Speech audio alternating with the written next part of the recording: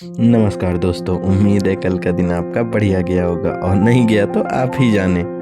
बाकी सब की तरह मैं भी पिछले साल किए गए पापों से मुंह चुराने और इस साल करने वाले पापों से एडवांस में माफ़ी मांगने बजरंगबली के दर्शन करने के लिए संकट मोचन धाम गया। लेकिन प्रभु की आंखें देखकर लगा नहीं कि उन्होंने मुझे माफ़ किया है। इसके बाद मंदिर से निकलते ही मैंने देखा भीड़ एक और चली जा रही है। मैंने भी एक सच्चे भारतीय की तरह उसका पीछा किया और अचानक से एक ऐसे स्थान पर पहुंचा जहां मेरे स्वागत के लिए एक आदमी घोड़े पर नहीं, शायद घोड़ा आदमी पर चढ़कर नाच रहा था और उसको देखकर ये बाबूजी भी नाचने लगे। फिर पीछे देखा तो पता चला ये स्वागत मेरा नहीं बल्कि मोदी जी और योगी जी के लिए हो रहा था।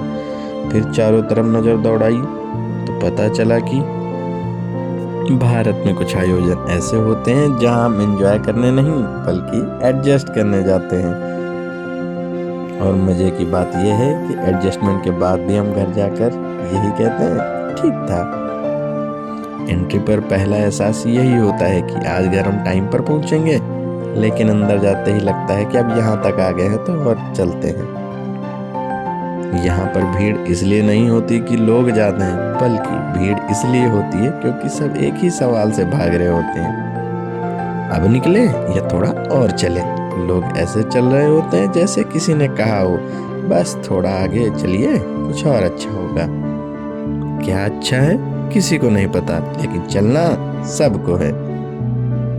फैमिली के साथ आए लोग दो हिस्सों में बढ़ जाते हैं, एक जो रास्ता ढूंढ रहे होते हैं और दूसरे जो कहते हैं अरे भाई उधर चलो उधर भीड़ ज्यादा है।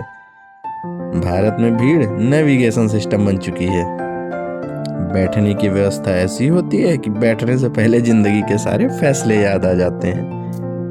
खाने के स्टॉल पर एक ही सवाल रहता है कि पहले भूख मिटाएं या उम्मीद, और आखिर में हम वही खाते हैं जहाँ पे भीड़ कम होती है।